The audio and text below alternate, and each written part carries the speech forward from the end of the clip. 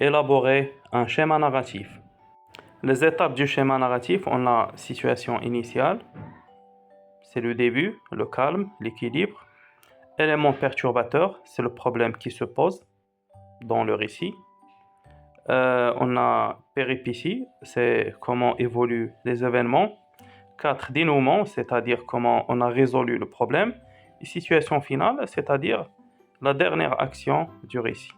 Et là maintenant, on fait l'exercice 1.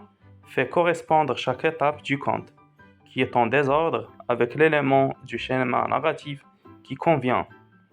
À partir de ce jour-là, son nez s'est allongé exactement, comme celui de son père et de sa mère. Situation finale. Dès qu'il s'est approché de lui, il lui a attrapé son nez. Péripétie. Il était une fois un jeune éléphant qui n'avait pas de trompe, juste un gros nez comme une botte.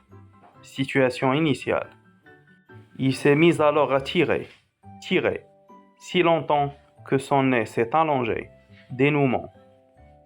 Un jour, pendant qu'il se promenait au bord d'une rivière, un crocodile lui a proposé « Approche, je vais t'apprendre à nager ». Élément perturbateur.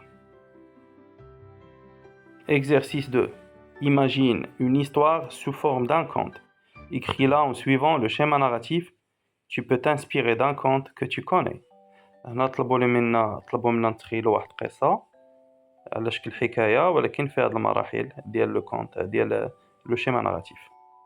حنا نكتبوا لهم واحد القصة maintenant.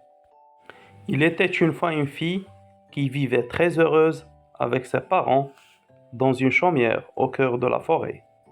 Un jour, elle sortit pour cueillir des framboises un peu loin de la chaumière et aussitôt un loup apparut.